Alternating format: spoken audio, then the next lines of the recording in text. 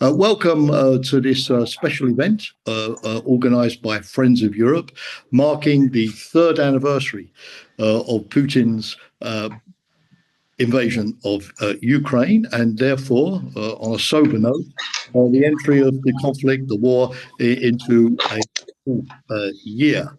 I'm Jamie Shea. I'm a senior fellow at Friends of Europe. It's my pleasure this evening to be able to moderate this discussion. And I start, as always, by thanking all of you, dear audience, who have joined us this evening. We have 1.5 hours for lively debate and discussion.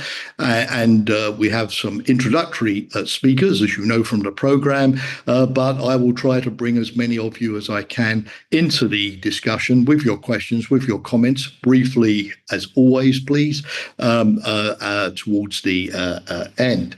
There are a number of events today reminding all of us that the war in Ukraine has gone on for 3 years. I suppose the first reaction from someone like myself and from many of us is to say, well, bravo, Ukraine. For having resisted so bravely for 3 years. I remember all of the pronostics back 3 years ago when Putin first launched his savage invasion that Ukraine would fall within a matter of days. 3 years on, that is far from being the case. Ukraine still controls 80% of its territory and its major cities, and it has bravely resisted, albeit at a great cost. And I think all of us will be grateful to Ursula von der Leyen, President Costa of the European Council, Prime Minister Trudeau, and all of the other leaders, Prime Minister Sanchez of Spain, who have made the trip today to President Alceda to Kiev to show their commitment and solidarity with Ukraine in this particular moment. Secondly, by and large, over the last 3 years, the international community has stayed the course, assisting Ukraine with weapons and aid. We can argue in this particular debate if more could have been done, if more should have been done.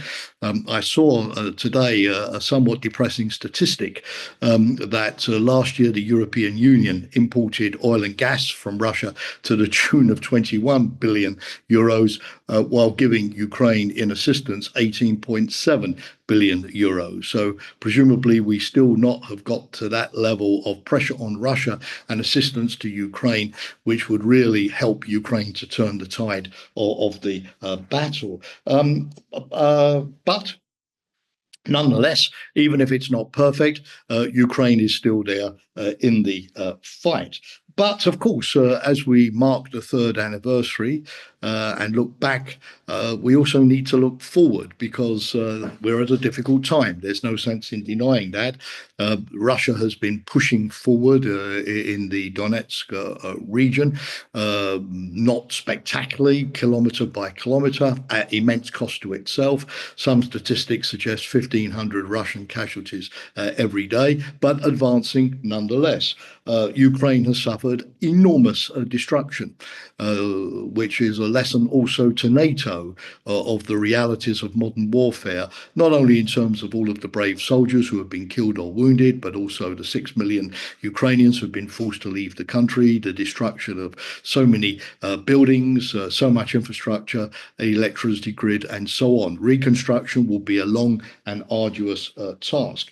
We've also got, as we mark the third anniversary, a rather depressing fragmentation of the Western coalition, particularly between United States and Europe, which has been so instrumental in keeping Ukraine going.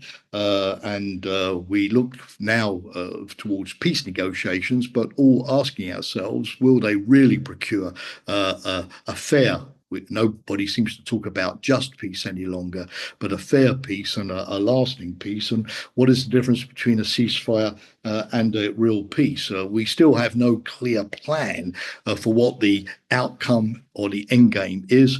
What is desirable is not always feasible, and what is feasible, of course, is not always desirable in this particular instance. And we've got the worry that Putin's drive in Ukraine may go beyond Ukraine towards an an attempt to dismantle the entire European security architecture, which has been built up since the end of the Cold War, trying to weaken NATO, perhaps trying to drive US forces and multinational NATO forces out of Central and Eastern Europe as the price of stabilizing the relationship with Russia.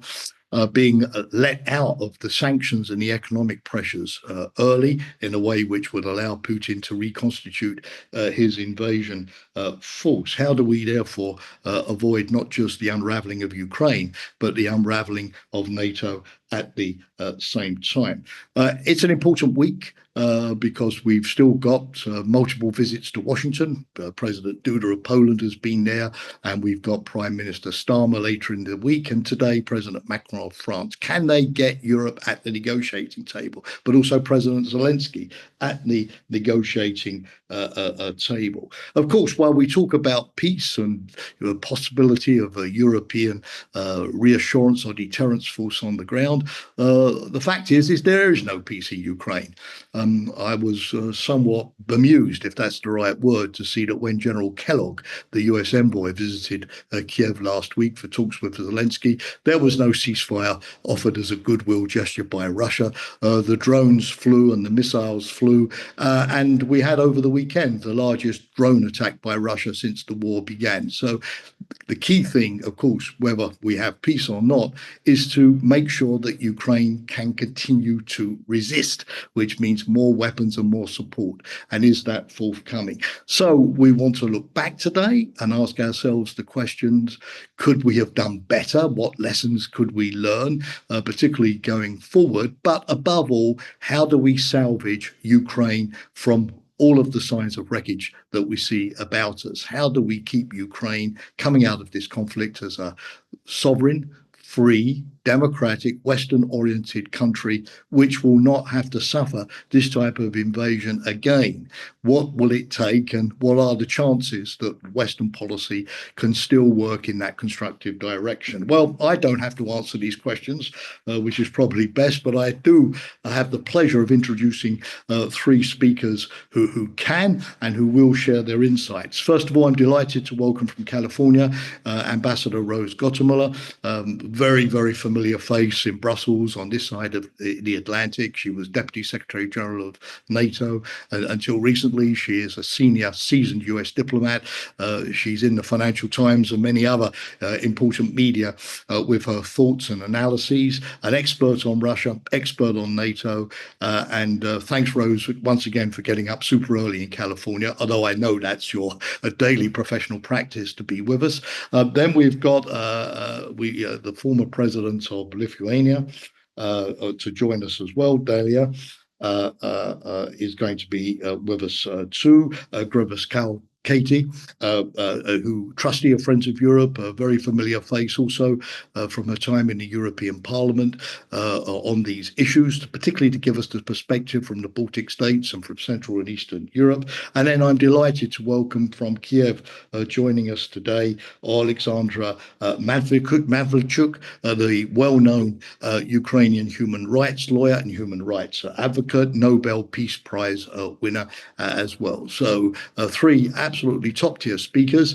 I will now stop and ask Rose to introduce our debate. Then I'll turn to the Madam President, and then finally to Alexandra. Please also do not take too long, dear audience, to let me know in the chat or raise your hands so that I know when the time comes that you want to intervene, and I'll try to fit in as many questions as we can. And in a second part of our debate today, I'll be delighted to also introduce Mike Ryan, former Deputy Assistant Secretary of Defense, and Valbona Zinelli, my colleague as Senior Fellow at Friends of Europe, to introduce a paper that we are publishing today on the way ahead in Ukraine. But we'll get to that when we get to it. But for the time being, over to Rose Gottemoeller to kick us off. And again, Rose, thanks for joining us.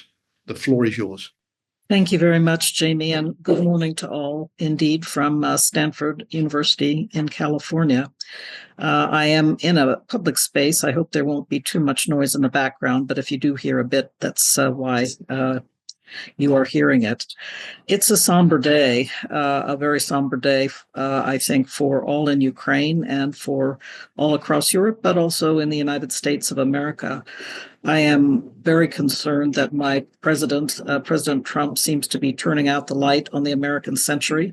I was born in the years right after World War II, and I remember very well, it's informed my whole life, how the United States created so many of the institutions that ensure the international rule of law and push back against the kind of aggressive action that we saw when Russia invaded Ukraine on this day 3 years ago.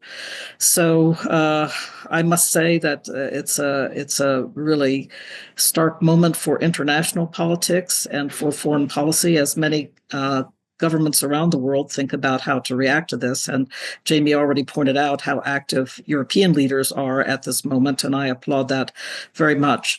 I will point out for this group, though, that there's also a huge domestic cost that's being imposed with many of my young friends and even close relations who are losing their jobs as the government is upended.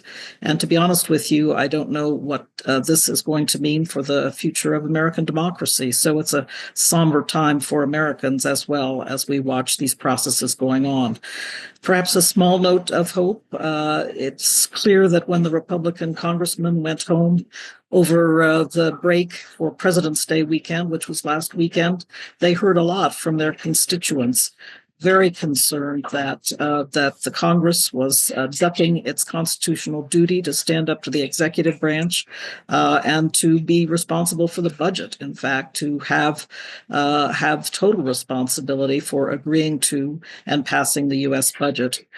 So I can't tell you that this is actually a moment when there's a slight swing beginning in the pendulum. I'm not going to say that, but I do want you to be sure to know that the American public is alert to these processes going on. And I do believe at some point there will be some corrective, but I think it's too early to say that with any definitive force. Now, as to Ukraine, I will say that, and you'll have a chance to hear about the report later on. I will say that it's a good next step from the very good report that the Friends of Europe published in May of 2024 about what the interests of the entire international community, the European community, as well as the United States, is in preserving our support for Ukraine and continuing to prosecute this fight against Russian aggression. So I will say that what especially caught my eye, and a question that was asked is, will Europe have a place at the table? Will Ukraine have a place at the table? Well, first and foremost, in order to gain any kind of sanctions relief, and it is clear that President Trump is very enthusiastic about getting back into some kind of economic relationship with the Russian Federation. But if that is to come to pass, then the Europeans very much have to be at the table in order to engage in what will be a multi-phase process of sanctions relief. And I believe that it must be linked to Russian behavior and Russia fulfilling certain commitments in the course of the negotiation. I don't see how otherwise that we can proceed to relieve sanctions in this case. And European governments, European institutions, the banks, and legislative bodies, many of which pass laws in order to ensure the legal background for these sanctions regimes and financial measures as well. They will all have to be involved in unwinding sanctions. And by the way, the U.S. Congress will also have to be involved in unwinding sanctions because many of them did have the force of law as they were put into effect.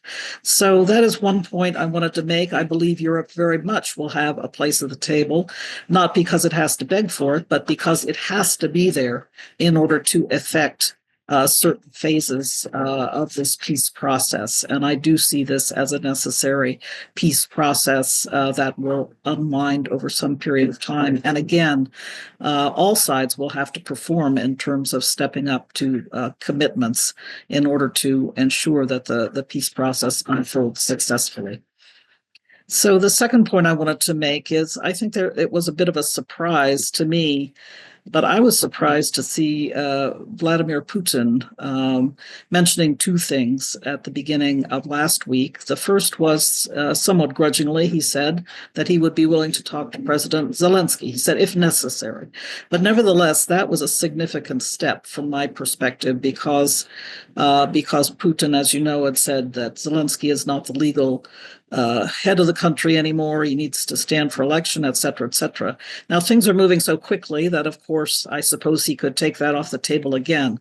But I thought it was a worthwhile step on the part of Putin, and may, I think, foretell that there will be a place for President Zelensky at the table on a fairly ready basis. But again, things are changing so quickly, and it was not helpful last week to have a public disagreement between President Trump and President Zelensky. That is simply I always say in diplomacy, it's best if everything takes place behind closed doors. That can't happen these days in the age of social media. But nevertheless, the less said in public, the better. And with the negotiations continuing to go on today for the minerals deal with Ukraine, and that has been more or less quiet, I hope for a successful outcome with some of the egregious demands on Ukraine being taken off the table. So we will see how that turns out. But that was the first point I wanted to make.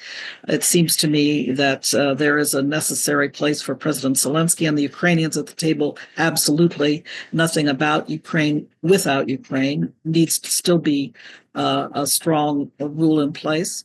But then the second major step that I thought was very interesting was the degree to which the Kremlin again indicated its acquiescence to European Union membership for Ukraine. And I think that too, that signal to me is very odd in a way, because it was Ukraine's signing of an attempt to sign an association agreement with the EU in 2012 and 13 that led to what I consider the first invasion of Ukraine, the seizure of Crimea in 2014. So it's interesting to me that EU accession seems to be something to which the Kremlin and Mr. Putin are acquiescing. If that is the case, I think, and I'm glad that the EU accession process has already been opened with Ukraine, everything that Ukraine does in order to prepare itself for EU membership will prepare it also for NATO membership. And that is the third and last point I would like to make.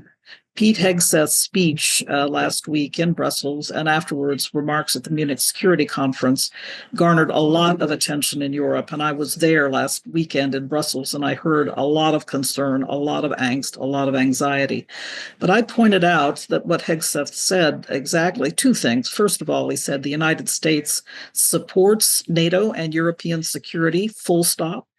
So that was a good message, I thought, and very unlike what I expected to hear from Trump's administration, given what was said during the election campaign. But the second point that he made, he said NATO enlargement, Ukrainian membership for NATO cannot be part of this war termination package. And I thought, good, that is a solid message, because he's not saying that NATO membership for Ukraine has to be off the table forever. Putin and the Kremlin have very quickly responded to that message by saying the 2008 Bucharest Summit agreement has to come off the table. We want that off the table.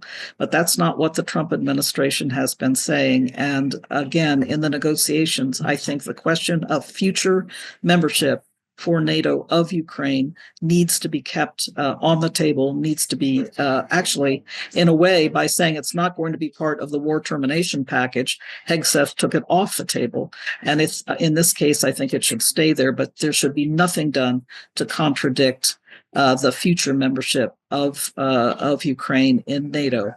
As we said in Washington last summer, Ukraine is on an irreversible path toward NATO membership. And I will just repeat once more, everything that it does in its accession process for the European Union will prepare it for eventual NATO membership.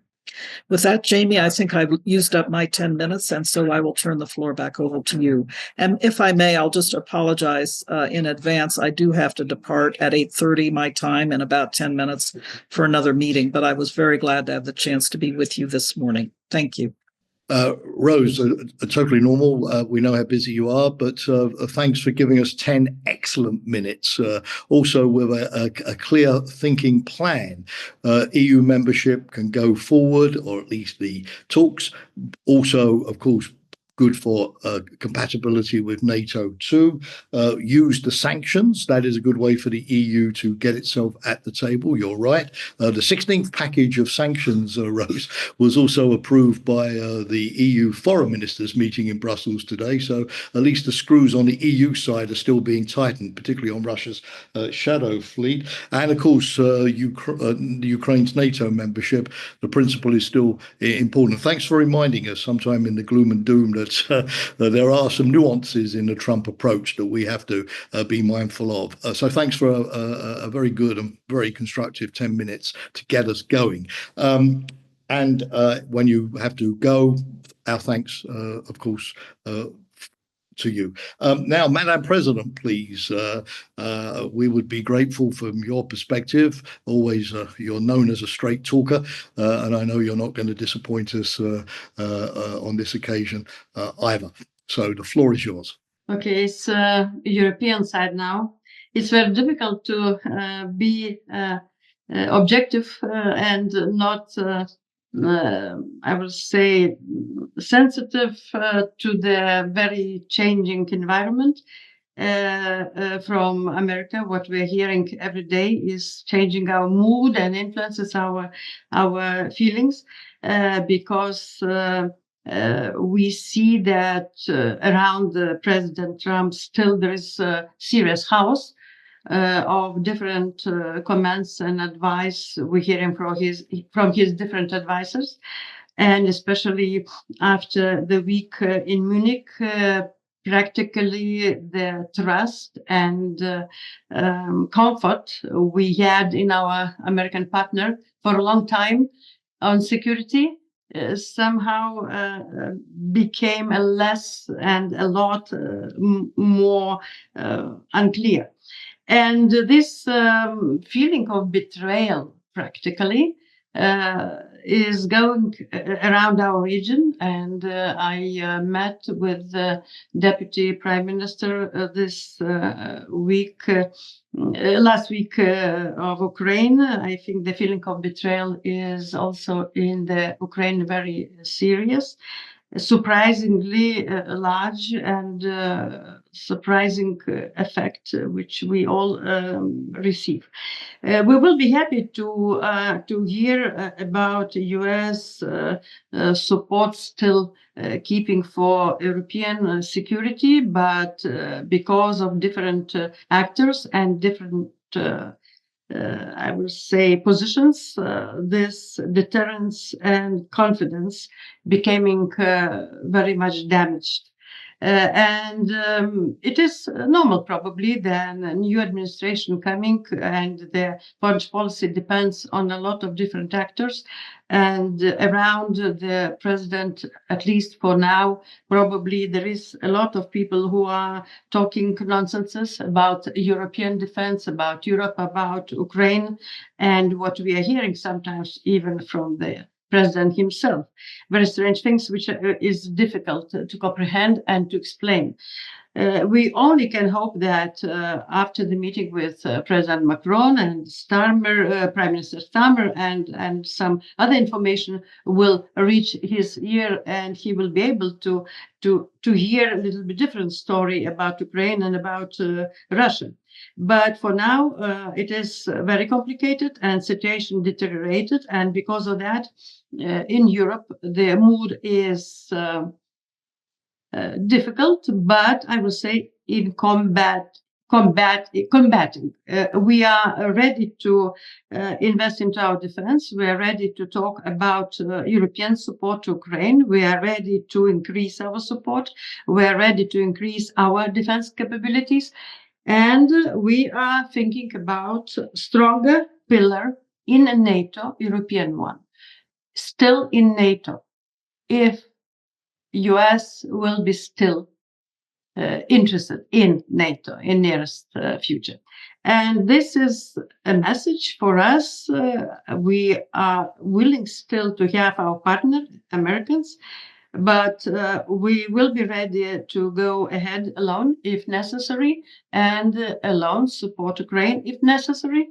And no matter the mineral deal will be signed or not, we will be behind Ukraine.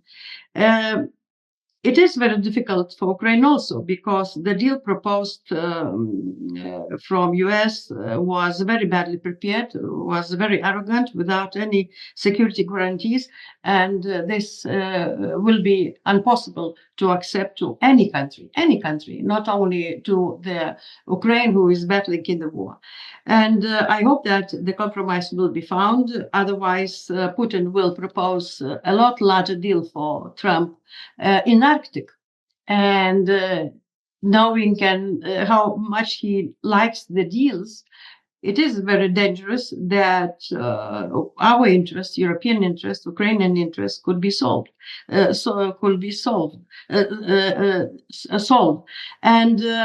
what we today can see as elements that United States started to reshape world order, reshape the order they created themselves.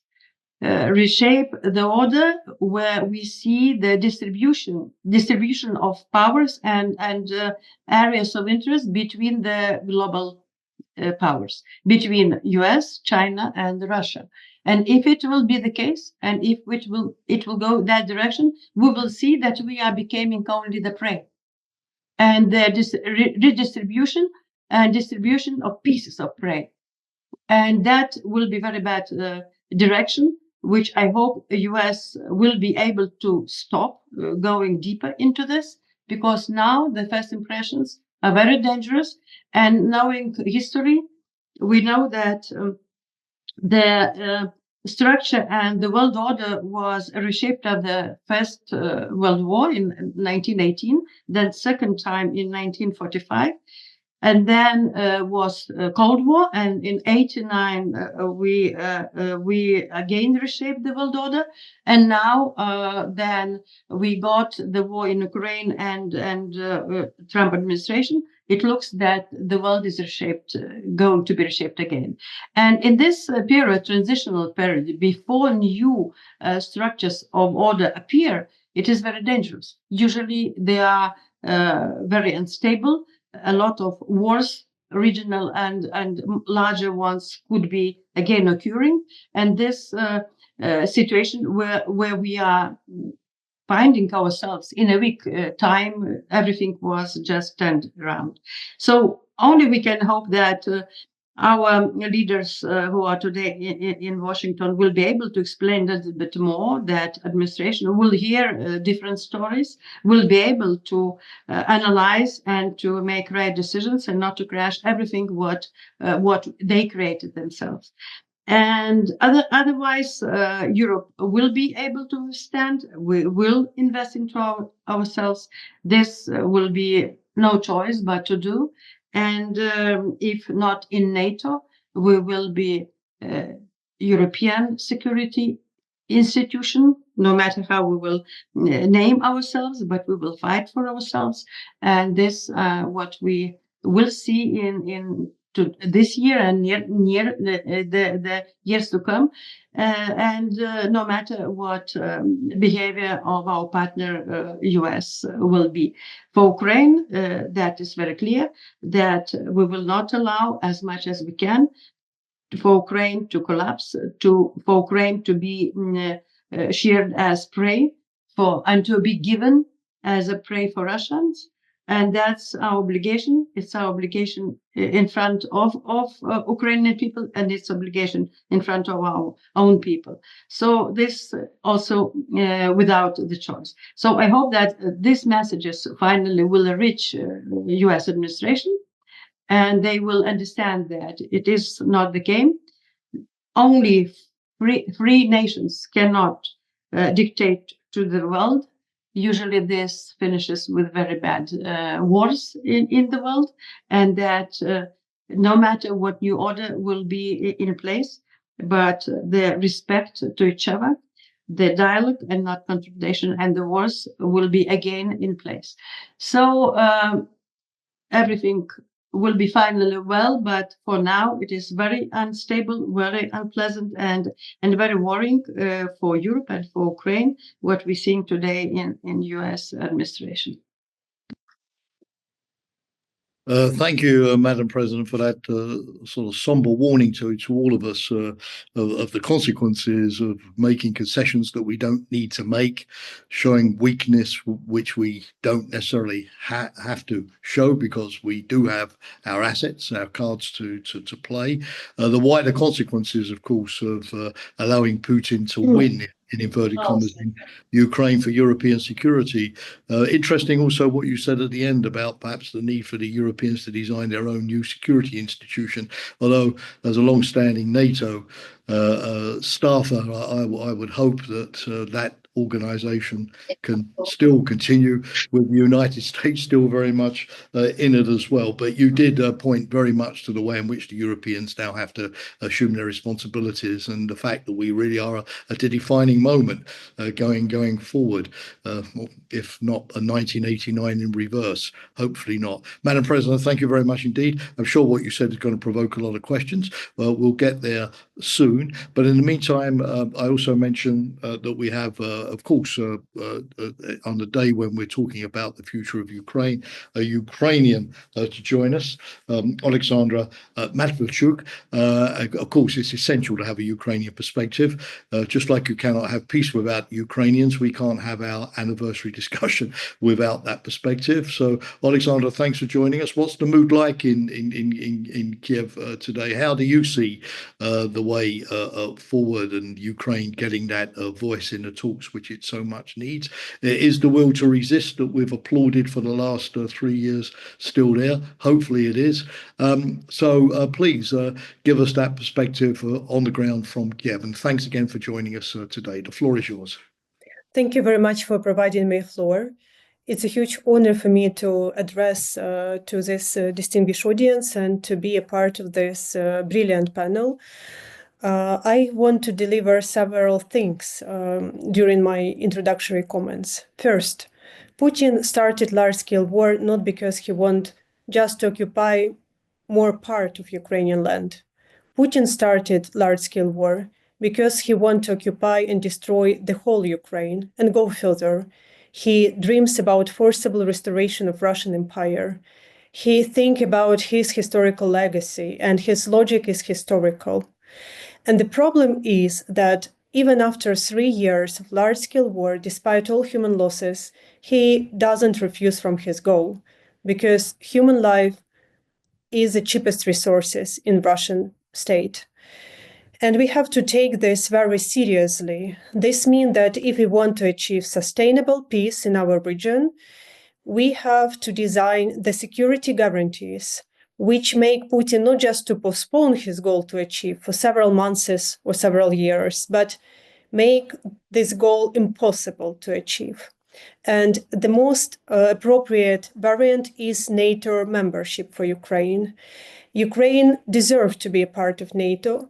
Ukraine will be not just beneficiary, but one of the strongest contributors in the security of alliance. And this is not just words, we prove it on the battlefield. We have the biggest army in Europe with a real battle experience to fight with Russians. But because of difficult political landscape, we also have to think about other options to become a NATO member, not de jure, but de facto, if I may say so.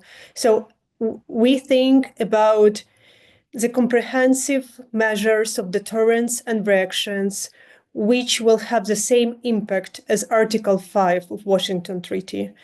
And this need creativity and leadership. But dramatic times always test political leaders for the true leadership. Second, when President Trump started this negotiation process, he told that he started it because he cared about people dying in this war. If President Trump is cared about people dying in this war, he also has to care about people who die in Russian prison. He has to care about thousands and thousands of Ukrainian children who were legally kidnapped and deported to Russia. These children were taken by Russian re-education camps. They were told they are not Ukrainian children, they're Russian children. Their families, their relatives, their country refused from them, and they will be forced to be adopted by Russian families who will bring them up as Russians. I'm worried that during this process, which has already started, we hear political statements about natural minerals, elections, territorial concessions, and all of other important issues, but we don't hear about people. We must return human dimension into this war.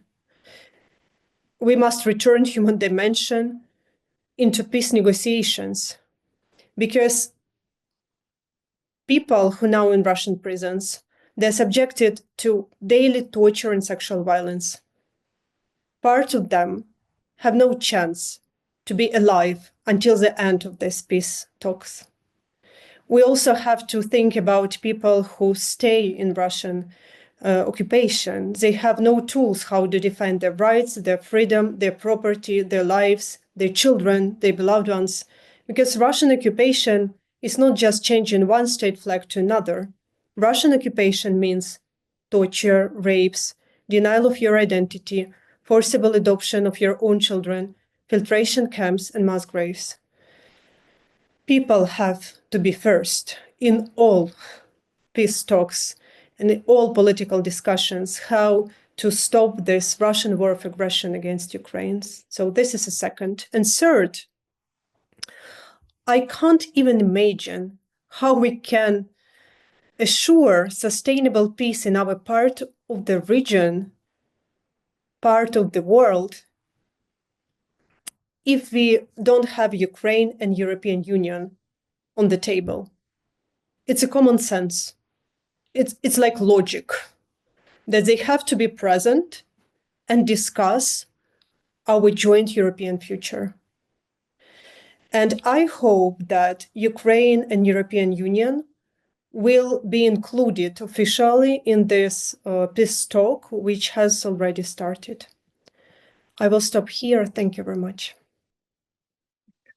Thank you very much, Alexandra, and also for reminding us that war is a tragedy for countries, but above all, it's a tragedy for the people of those countries. And thank you for reminding us of the children taken, the Ukrainian prisoners of war who've been killed in summary executions and tortured in violation of all of the Geneva Conventions, and that Russia cannot have impunity for all of that.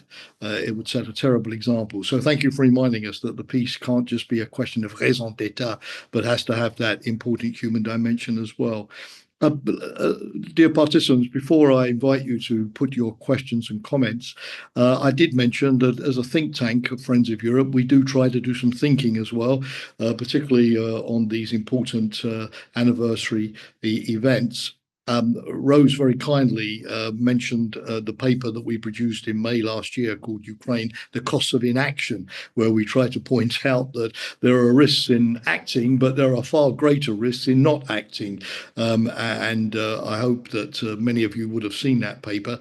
Of course, things move fast, but I believe that much of our analysis then about Ukraine costs of inaction is still relevant. And then today, we have just published in the last couple of minutes, you'll see the reference to it on the chat if you go into the chat, or you can find the paper on the Friends of Europe website, a new analysis called Ukraine, The Art of the Deal, a very Trumpian title, but for an analysis which concerns Europe, is European. Ukraine, The Art of the Deal is European. I've had the opportunity to contribute to that paper, and I thank the authors, Mike Ryan, and Valbona Zanelli for that. Mike is with us today to introduce the paper, particularly the recommendations, because of course, as a think tank, we do try to come up with some ideas, not just to lament the situation and do good analysis, but to give some ideas about how policymakers can find solutions not perfect, but at least better than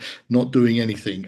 Mike Ryan, well, again, very well known in Brussels, a former political advisor at the US European Command in Stuttgart, more recently in the Trump 1 administration, Deputy Assistant Secretary for Defense in the Pentagon, dealing with NATO and European affairs, also a trustee of Friends of Europe. Mike, thanks for taking the time and trouble, particularly, the all-important American perspective in all of this, and to understand it better, but also to try to have a constructive dialogue with that US perspective, not just to lament, but see still, is it possible for us to work together? What does Europe need to do to be able to work more constructively with the new administration? You've got some hard-hitting truths, but always, Mike, with you in a constructive way that wants to keep the transatlantic relationship alive.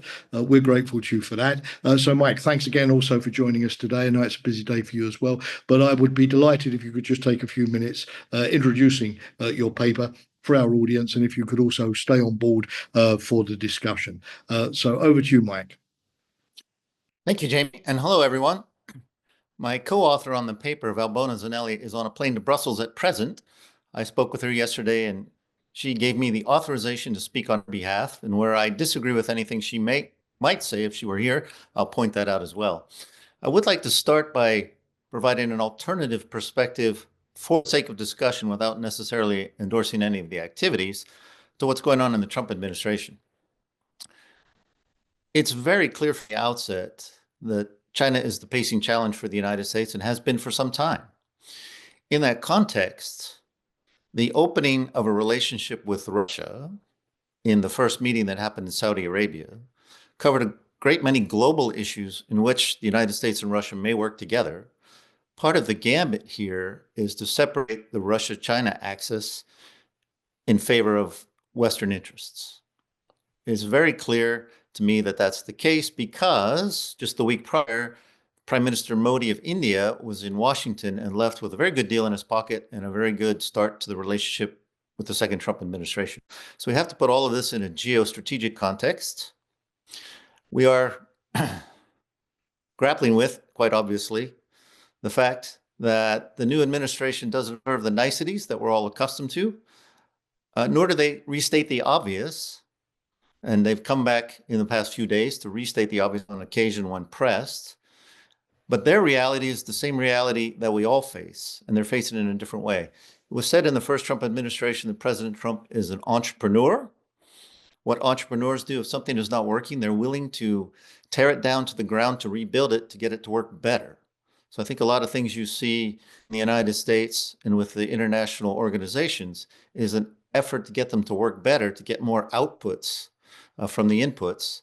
And therefore, that's the work that's ongoing now, to review all of those and to see where we should make changes and where we can actually make real strides forward together in working through those organizations. Greatest challenge to the United States, the greatest security challenge, and the chairman of the Joint Chiefs of Staff many years ago, Admiral Mike Mullen, said it's the national debt. And so we really need to cut back on our spending in a quick way while increasing funding to defense.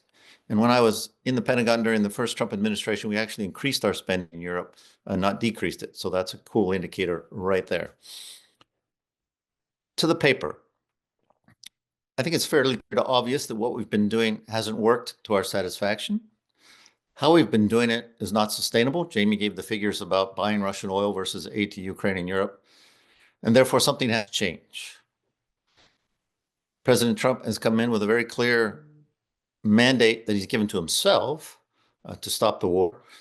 And I applaud our Ukrainian colleague for returning the humanitarian dimension, because war is humanitarian in every respect.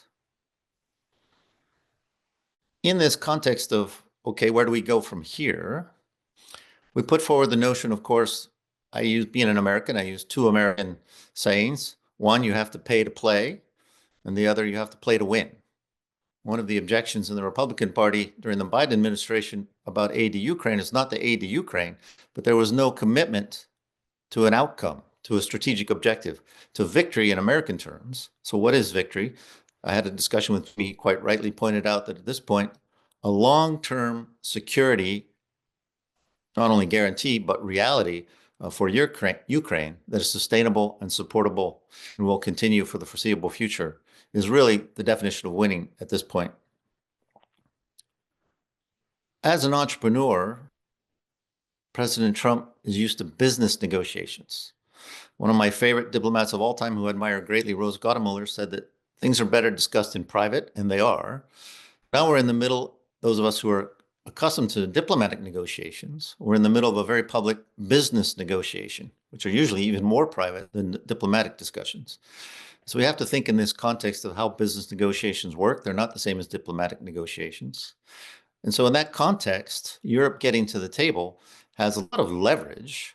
For instance, the United States makes more money in Europe than anywhere else on the planet. Europe invests more in the United States than anywhere else. And the United States has $19 trillion worth of assets in Europe. US forces are in Europe because it's in the US interest.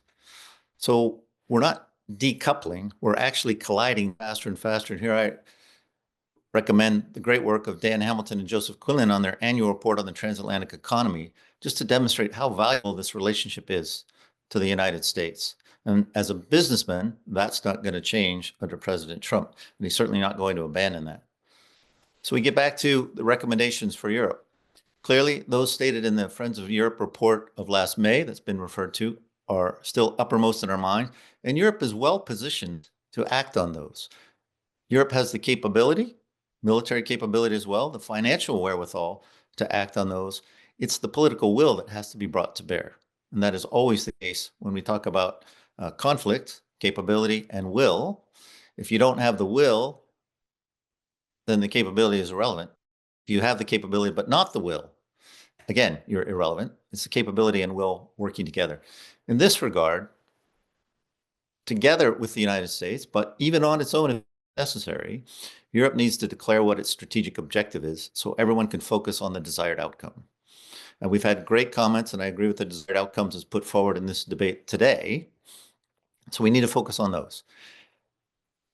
As was said, how do we provide an Article 5 equivalent security guarantee to the Ukrainians with, as has been discussed, European troops on the ground in Ukraine?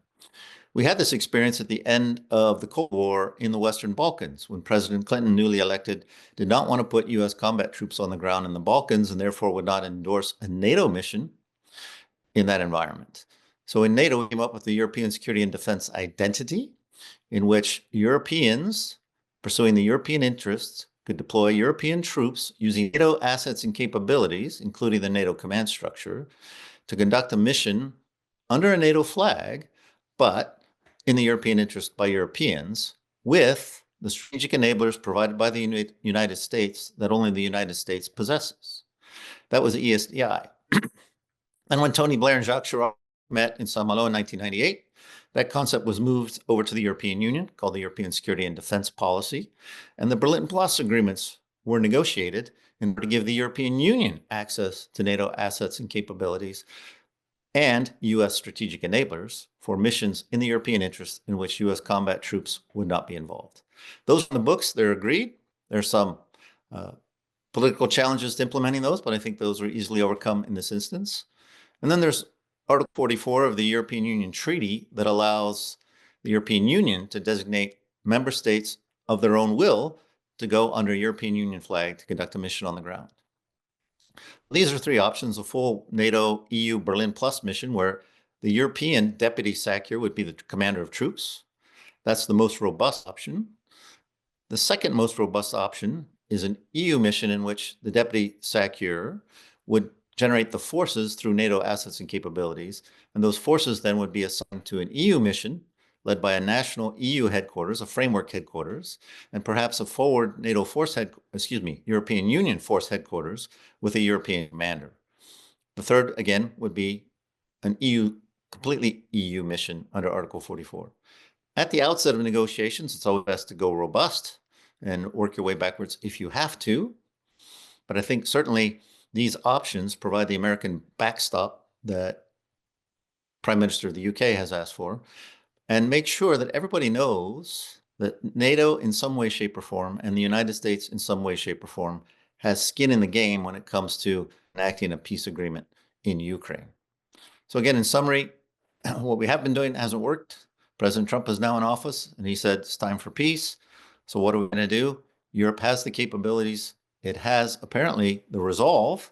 Now, if we can, through the political variations in each of the member states, come to some conclusion about how to implement our approach going forward in order to deliver those capabilities on the ground in Ukraine so that we have the lasting peace that we all seek and that we can get back to Ukraine as a peaceful and contributing member of the Euro-Atlantic architecture. Thank you. Michael, thanks very much. Thanks for reminding us, of course, of the objective realities of the transatlantic relationship, which is that we are very interdependent in the economic area, but geopolitically as well. And hopefully those objective realities, rather like the financial markets, will eventually sort of impress themselves on all of us after the tumultuous first month that we've been living in Washington over the last couple of weeks, of course. Thanks also for the work on the paper and particularly for getting into the detail, because details matter, of, for example, how a European reassurance force could be put together and the different options. It'd be interesting to see what President Macron, Prime Minister Starmer come back from Washington with this week. Maybe they should have gone together to have a better European voice. But anyway, too late for that now. Mike, thanks. We got now to the Q&A period, dear audience, and there are lots of you on this evening, so I can't imagine that there wouldn't be questions. I've had one on the chat already.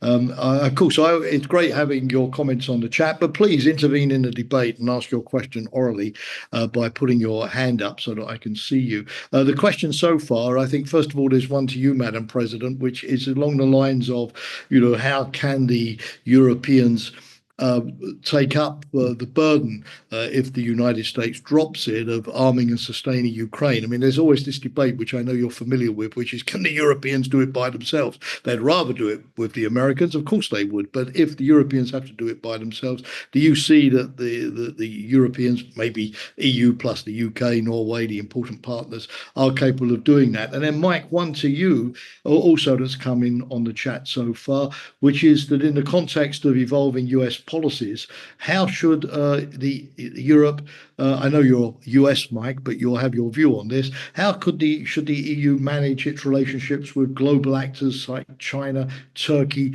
and what we call the global South, or at least those countries in Africa and Asia? Is it best for Europe to develop its own independent course, or to what extent could it align with the way in which the Trump administration is going? And would that alignment on China and Asia help to get more support for Europe from the Trump administration? So I think at least I see those two questions on the chat. Thank you to the person who posted those questions. But again, please raise your hands, intervene in the debate. It's a lot livelier and easier for all of us. So first of all, Madam President, on the European effort.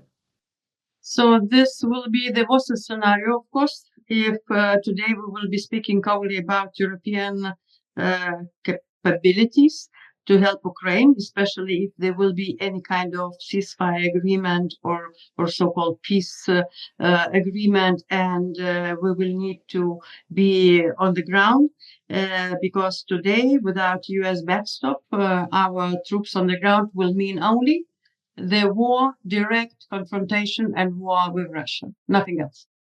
So, and today, from defense point of view, the Europeans are not yet ready, absolutely. But if we will be left alone, as there was a scenario, of course, we will be under pressure to do it.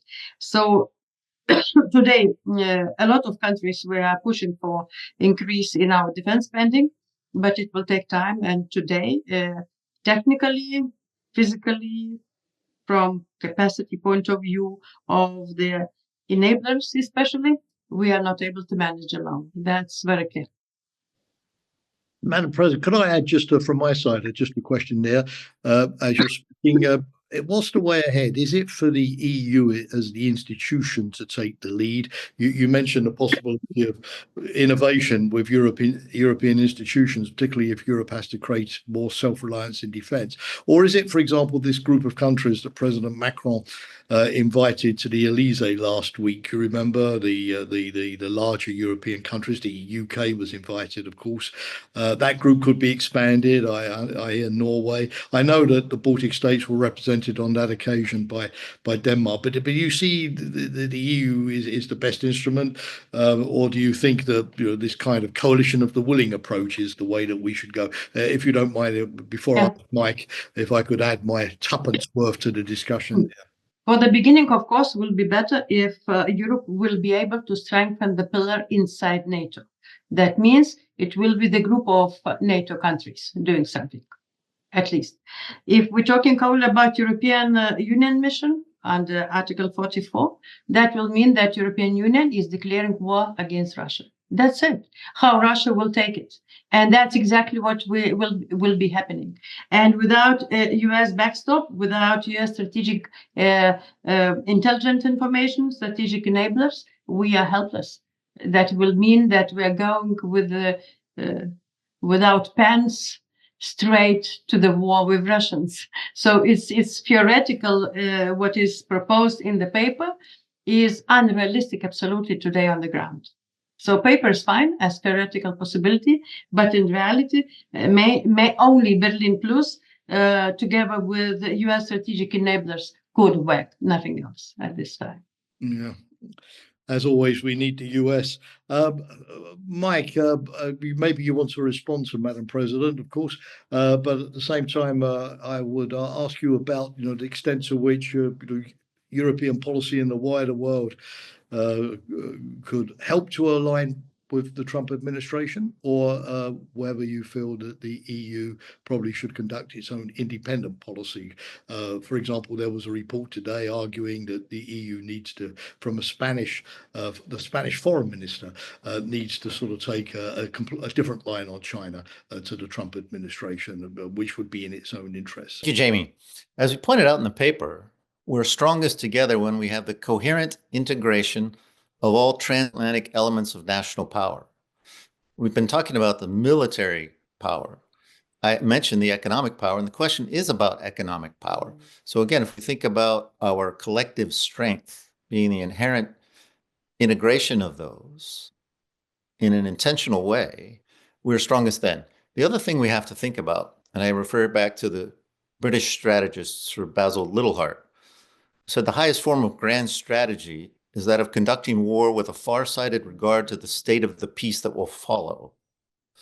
So the state of the peace that will follow a peace agreement in Ukraine, in that environment, Russia will still be a large country with a lot of assets. China will still be China. Africa will still be Africa. The Chinese have penetrated Africa significantly. South America will still be South America. Again, the Chinese have penetrated South America. The European Union has relationships with Africa, with South America, with China, with the Asia-Pacific nations, as does the United States. If we're at odds with one another economically between the United States and the European Union, and we become competitors, then these areas in which the Chinese and the Russians are quite active politically and militarily, they're going to try to drive us apart.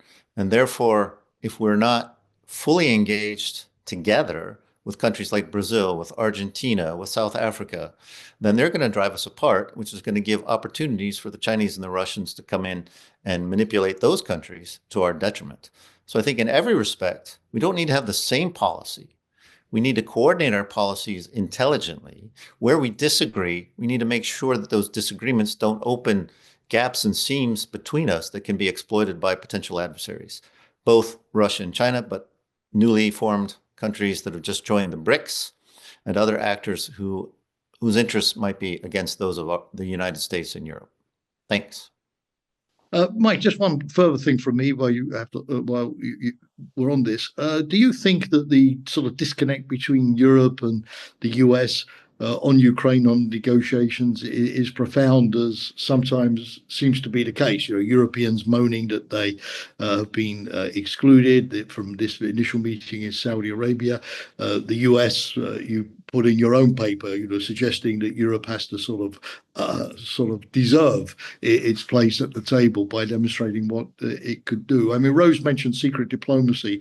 I know that you're not in government at the moment, but I was impressed by the fact that Marco Rubio did seem to sort of telephone the Quint. Obviously, that means the four Europeans, their foreign ministers, after the meeting in Saudi Arabia, to sort of debrief them on what took place.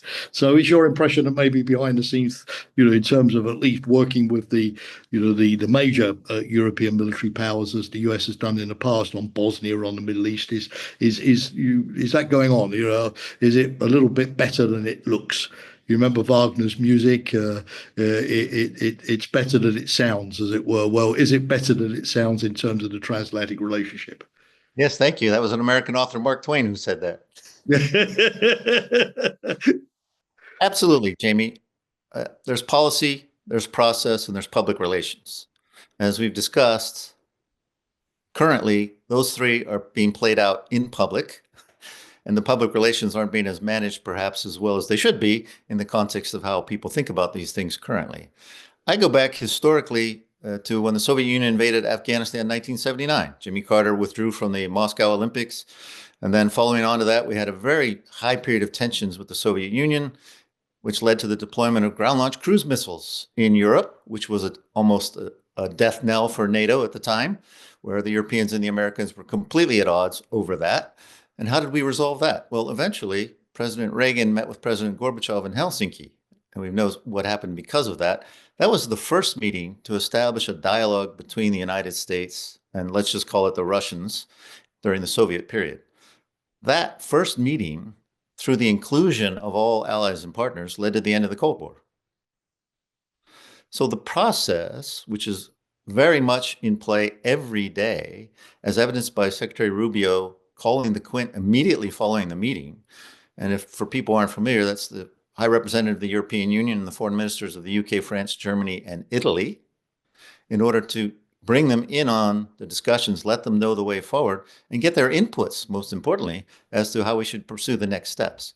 So as Rose Gottemoeller helpfully said, diplomacy goes on in private. They do make very press statements. And so I would suggest to everyone, action, not words.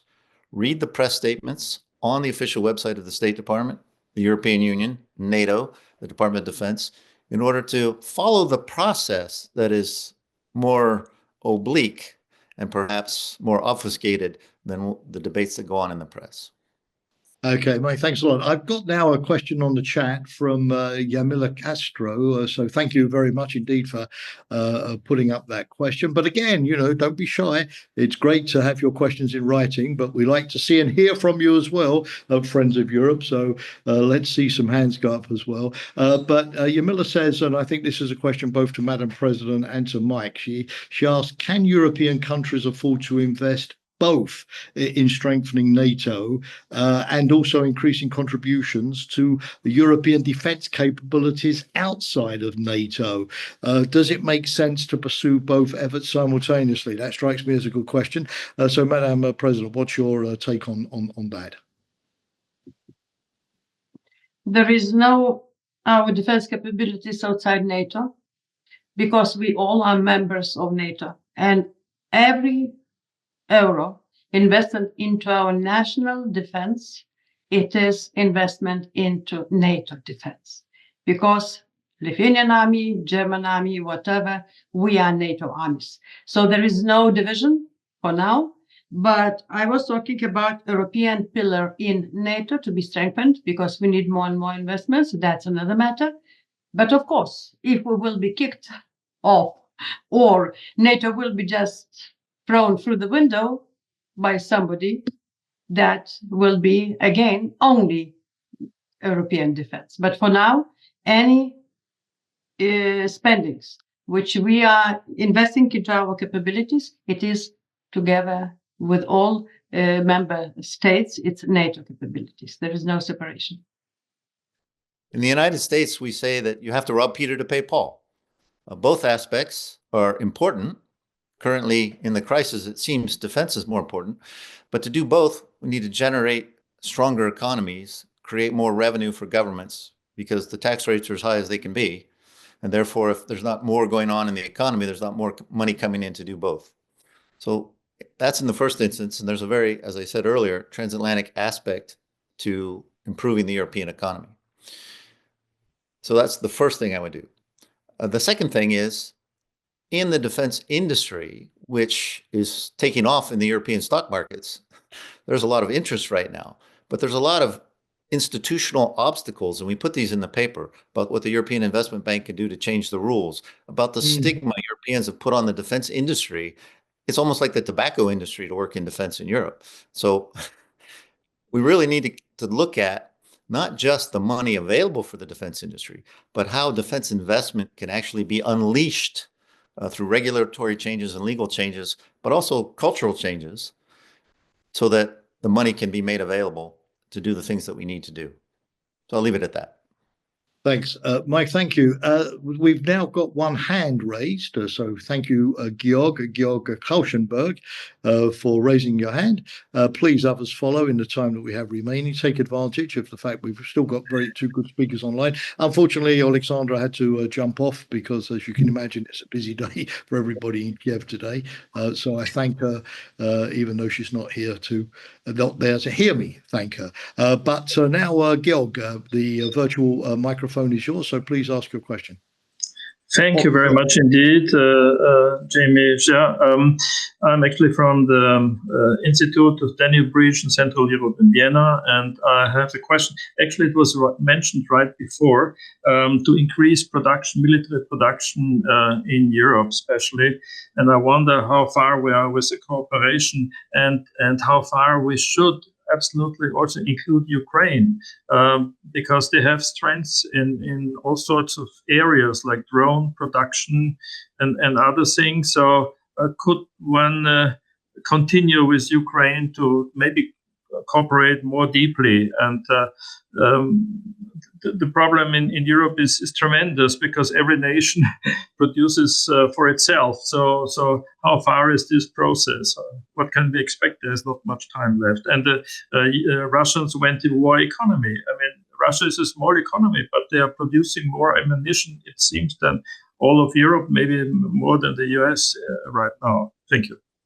Thanks, Georg. Thanks. So that's obviously timely question. It brings us back to Ukraine directly. Denmark, of course, has given quite a lot of its money directly to Ukrainian defense industry to try to sort of get weapons produced there faster, obviously better quality weapons. Is that better than Europe or the United States producing those weapons and then, of course, either selling them to Ukraine or handing them over?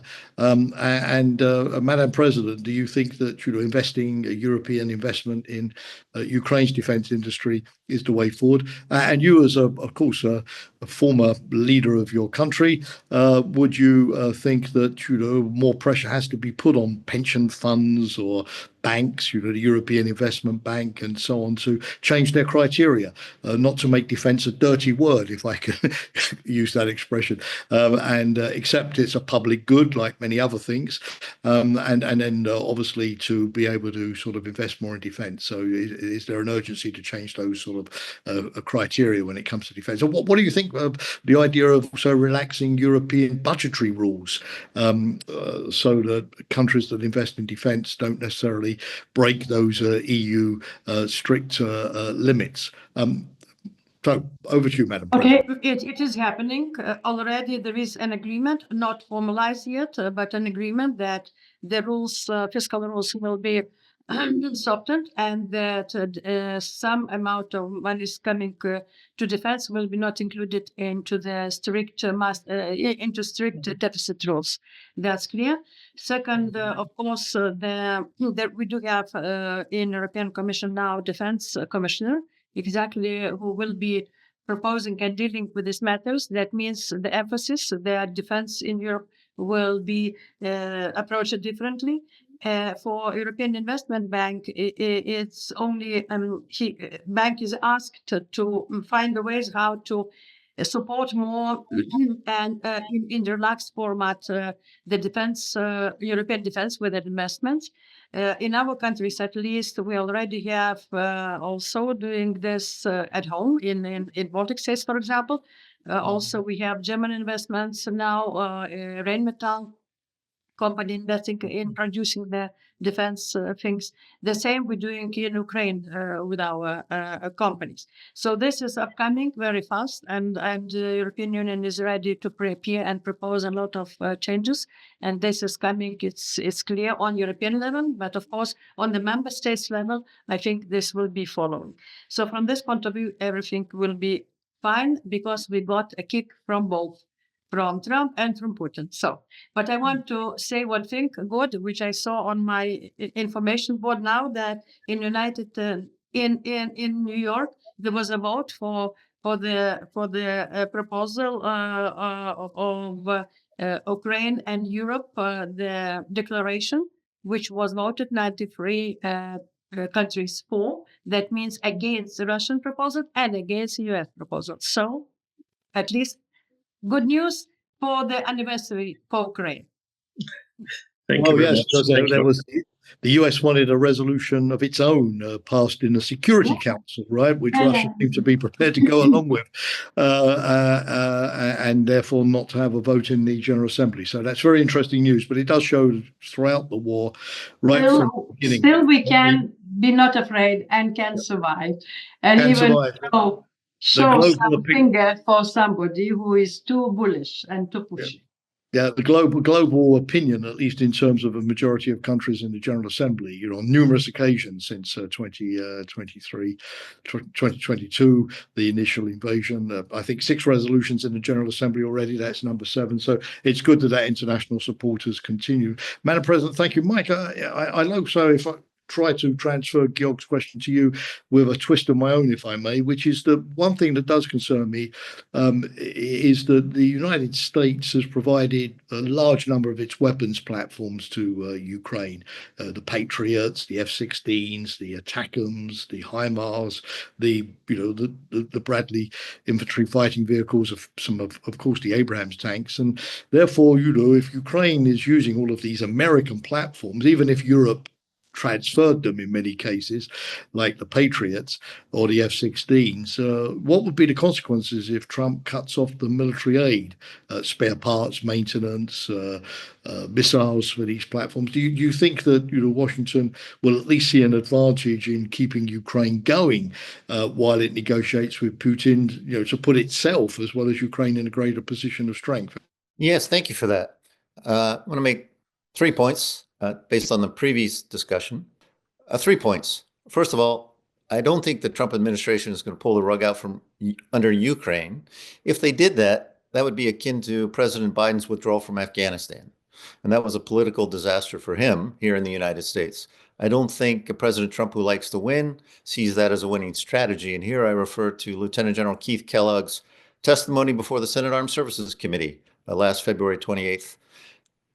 So that was almost a year ago, where he said, the only way to get the Russians to the table is to give the Ukrainian army the wherewithal to threaten the Russian army on the ground with defeat. So that's an option that's still in play, which takes me to my second point. I think the resolution at the UN coming out 93 against Russia in favor of Ukraine is excellent. My own personal view, trying to understand President Trump's negotiating strategy after his calls with President Putin and President Zelensky, is I'm not going to make it worse in the public discourse. I'm going to go neutral as a way to get the Russians to the table. So I think this is a good outcome. I don't think anybody in the State Department is crying that the US version of the resolution was defeated. I think it's actually good for the negotiations because, again, we're starting with the US-Russian relationship. And the third thing, to Georg's great question, I advise several companies that are trying to do defense support and defense business in Ukraine. And there's a lot of simple things that can be done. It took the Biden administration many years to allow US contractors on the ground in Ukraine.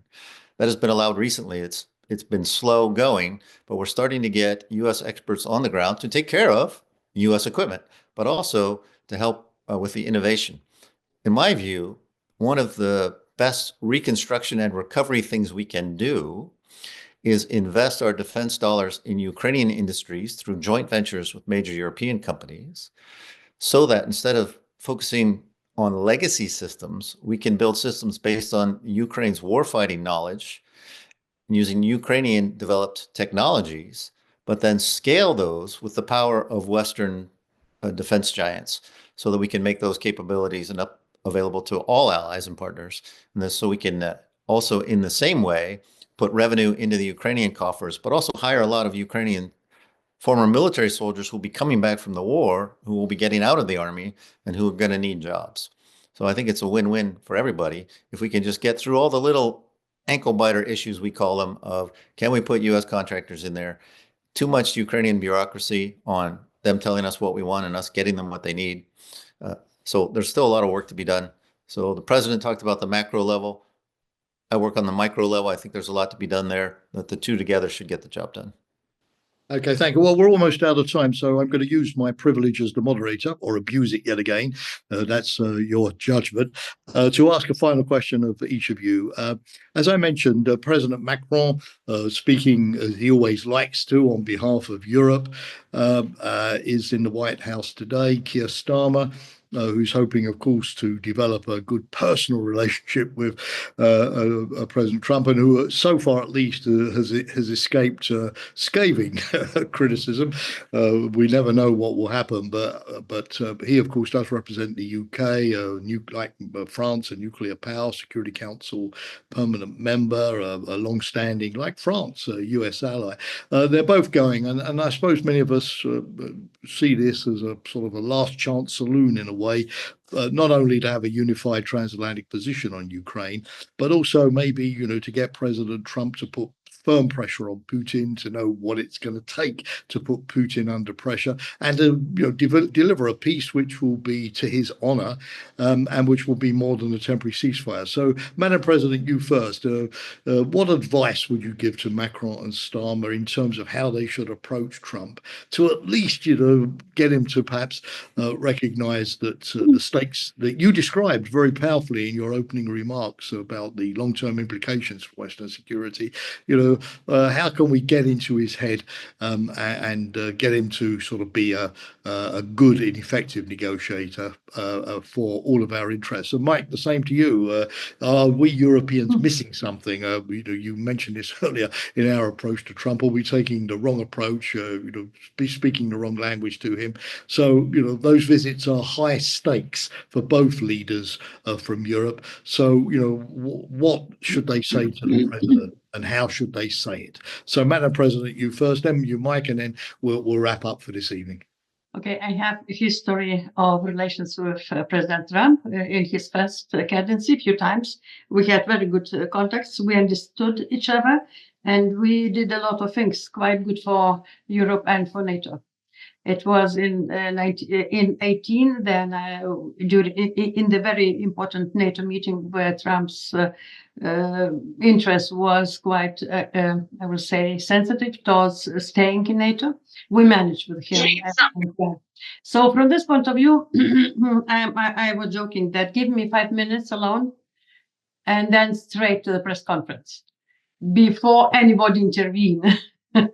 So that's, of course, but I'm joking. But in general, we able to talk with him, and we able to find the arguments. And there is not my job to teach Macron. He knows how to do it, and Starmer knows how to do it. I'm happy that he will be listening, different opinion from Europe. He will be hearing what we are thinking and what we're saying. That includes not only security, not only Ukraine, but also tariff and economic possible tensions. This is very good. And just I also saw on the information table that the President Zelensky saying that he just called Trump, and the discussion was very good. At least publicly, that's the title of the information. So I think that we need to engage. We need to find the language how to talk, and we cannot let him to drift to the side of misleads,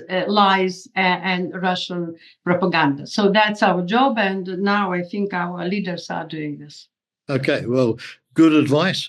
and it's good that Zelensky and Trump have spoken again directly. So thanks for letting us know that. You're obviously quicker on the news than I am there. Mike, obviously you know the president too from your time in the Pentagon in Trump 1. So what advice would you give to Macron and Starmer? Thank you. I agree with the president. And as she said, these two gentlemen know what they're doing. But I'd still give them advice because I'm a government bureaucrat, and that's what we do. Yeah. The advice is this: look at the world the way President Trump does. Focus on actions, not words. President Trump is taking a geostrategic approach to dealing principally with China, which is our pacing challenge, while he understands that Russia is Europe's pacing challenge.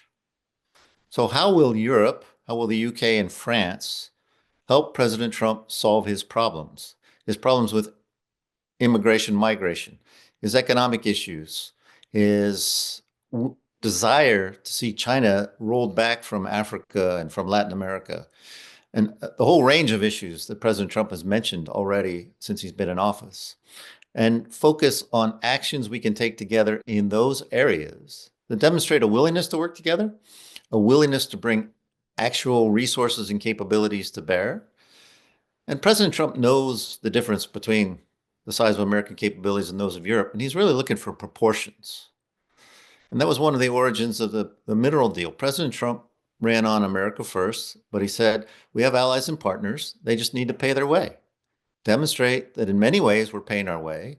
One of the things that gets lost mostly in the debate in the United States about European burden sharing is we forget that the wars have been in Europe, that the entire society, the transportation networks, the medical networks, everything in Europe is all about, in the case of deterrence or defense, going to be all about winning the war. And so it's not just a percentage of the defense budget. And I think it's worth reminding the president about that as well. Thanks. So Europe can do more of the heavy lifting, not just on Europe, but also how we can be relevant to President Trump's sort of broader agenda, while, of course, also standing up for Europe's interests and Europe's values. Well, look, we've ended on a slightly more positive note that the Ukrainians and the Americans are talking. The UN General Assembly still backs the Western view of Russia's aggression against Ukraine. Not every country in the world, but at least a majority, particularly a majority of those who show up and vote. Europe, of course, finally, maybe belatedly, but has got the message about taking its future in its own hands and being more self-reliant. But we've also learned from today's debate that President Trump doesn't seem to be wanting or ready to pull forces out of Europe. There's still a distinction between Ukraine and NATO. So at least whatever happens in Ukraine, we can preserve something close to the European security order that we've enjoyed, but the Europeans are going to have to do more to sustain it. We've heard with Ukraine that there is still a need to keep Ukraine in the fight.